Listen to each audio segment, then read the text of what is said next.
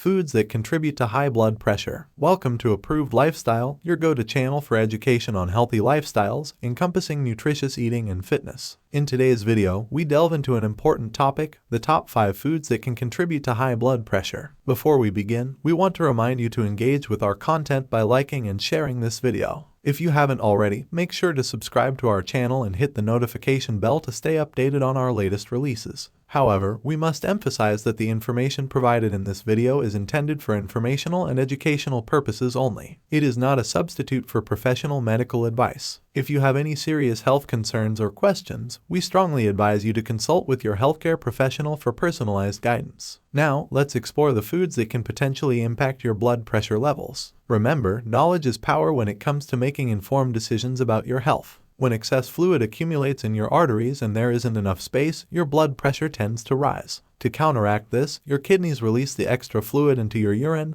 effectively reducing the pressure. However, if this process doesn't work as it should, it can lead to high blood pressure, indicated by a reading above 140/90 of a millimeters Hg. In this video, we will discuss 5 specific foods that have been found to contribute to elevated blood pressure or hypertension, ultimately increasing the risk of heart attack, stroke, and kidney disease. First on our list is a so-called heart-healthy oil that, ironically, harms your health. Number 5. Vegetable oils. Consuming vegetable oils over an extended period can trigger the release of chemicals that cause inflammation in your body. This inflammation, in turn, can lead to the hardening of arteries, high blood pressure, and various chronic diseases. Vegetable oils such as soybean, cottonseed, corn, safflower, grapeseed, and canola oil are primarily composed of processed polyunsaturated fats. During the refining process, these oils easily oxidize when exposed to heat or light, resulting in a rancid state. Moreover, they contain high amounts of inflammatory omega-6 fatty acids and insufficient anti-inflammatory omega-3 fats, which is detrimental to your health. Scientific studies have demonstrated that omega-6 fatty acids, particularly linoleic acid, can increase blood pressure. For example, a study from 2019 published in Open Heart found a correlation between omega-6 fatty acids and elevated blood pressure levels. In another study from 2011, rats that were fed palm and soybean oils experienced a noticeable increase in blood pressure. It's worth noting that if you frequently consume processed foods, packaged baked goods, fast food, fried foods, frozen meals, or margarine, it is highly likely that vegetable oils were used in their preparation. In some cases, these foods may even contain partially hydrogenated oil or vegetable shortening, commonly known as trans fats. Trans fatty acids are notorious for their harmful effects as they raise bad cholesterol levels while lowering good cholesterol levels. Additionally, they contribute to increased inflammation and may lead to a condition known as leaky gut. As a healthier alternative, consider cooking with unrefined oils such as macadamia oil, extra virgin olive oil, avocado oil, sesame oil, or coconut oil. Additionally, raw, unsalted nuts and seeds are excellent sources of healthy polyunsaturated fats that are typically non-inflammatory when unprocessed. Moving on, let's discuss a mineral that has long been blamed for causing high blood pressure. If you're finding value in the information we're sharing in this video, we kindly ask you to show your support. Please take a moment to like this video, as it helps us reach more people who can benefit from this content. Sharing this video with your friends and family who may find it valuable is also greatly appreciated. Don't forget to press the notification bell so you never miss an update from our channel. And if you haven't already, we invite you to subscribe to Approved Lifestyle to join our community of health-conscious individuals. Together, let's embark on a journey towards a healthier and happier lifestyle. Number 4. Salt or sodium. Doctors have been advising against excessive salt intake due to its perceived association with high blood pressure. The belief was that salt caused the body to retain water, leading to increased blood volume and elevated blood pressure in some individuals. Salt primarily consists of sodium and chloride, but it is the sodium component that can be detrimental to your health. While the body requires a small amount of sodium for proper functioning, many people in industrialized countries consume excessive amounts of sodium. A global survey on dietary sodium intake revealed that only 10 to 15% of total dietary sodium comes from adding salt during home cooking. The remaining 75 to 80% of sodium intake in North America and Europe comes from processed foods. This correlation should not come as a surprise since highly processed meals are not only high in sodium,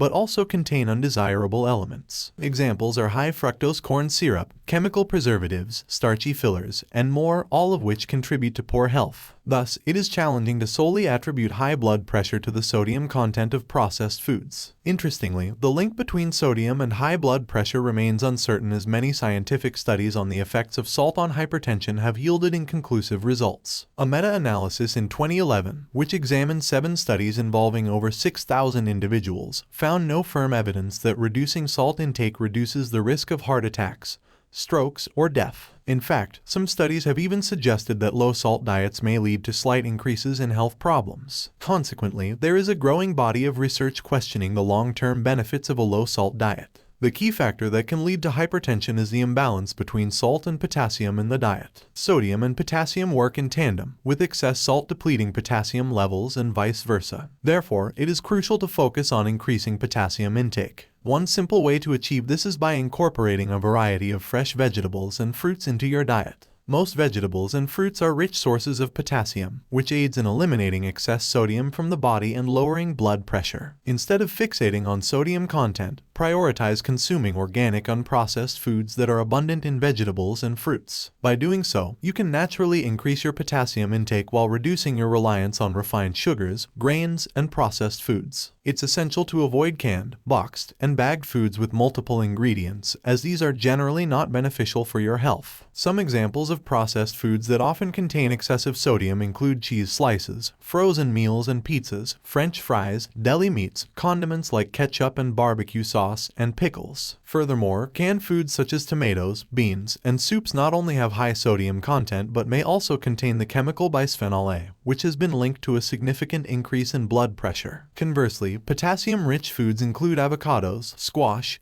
spinach, other dark green leafy vegetables, sweet potatoes, pomegranates, coconut water, and bananas. To summarize, focusing on a diet rich in unprocessed, potassium-rich whole foods while reducing salt and sodium intake, along with avoiding refined sugars and grains, is crucial for managing elevated blood pressure. Number 3. Refined carbs and sugar. It is widely recognized that a diet high in refined carbohydrates and sugar increases the risk of obesity, high blood pressure, type 2 diabetes, stroke, and heart disease. Refined carbohydrates refer to starchy foods such as white bread, pasta, pizza dough, pastries, and cereals, which are predominantly composed of sugars. These foods are made from processed grains like corn, wheat, and soy, from which essential nutrients have been stripped away. Consuming excessive refined carbohydrates can lead to water retention in the blood, ultimately raising blood pressure. A study published in Open Heart in 2014 highlighted the potential link between refined sugar, particularly fructose, and elevated blood pressure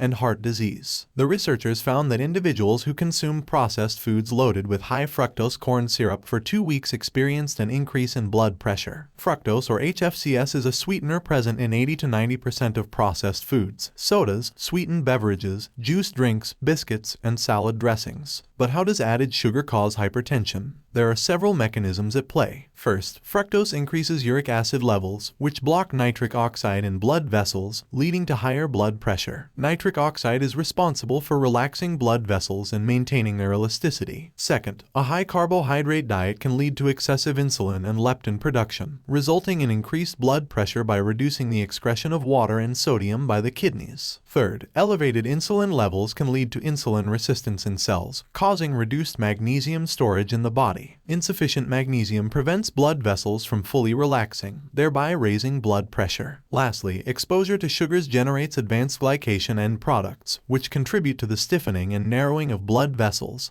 further increasing blood pressure and promoting atherosclerosis. To effectively reduce blood pressure, it is crucial to eliminate or minimize the consumption of wheat, soy, corn, refined sugars, and processed foods. Instead, opt for complex carbohydrates like peas, beans, whole grains, and vegetables, which provide essential nutrients and fiber. When sweetening foods or beverages, moderate amounts of natural sweeteners such as raw honey, maple syrup, stevia, and molasses can be used. Moving on to our next item, we will explore the impact of a popular beverage on blood pressure and brain health. Number 2. Alcohol. There is a well-established positive association between alcohol consumption and blood pressure. Various controlled scientific studies have shown that reducing alcohol intake leads to lower blood pressure, and the inverse is true as well. When individuals stopped or significantly reduced their alcohol consumption, their blood pressure decreased. Conversely, resuming the same level of alcohol consumption resulted in a return to their previous blood pressure levels. If you have high blood pressure and do not plan to quit drinking altogether, it is recommended to limit alcohol intake to 1 drink per day, regardless of whether it's wine, beer, whiskey, or a mixed drink. Number 1. Over-grilled meat. Recent research suggests that consuming meat cooked at high temperatures can trigger an inflammatory response in the body, leading to increased blood pressure. A 16-year study conducted in 2018 examined the effects of cooking red meat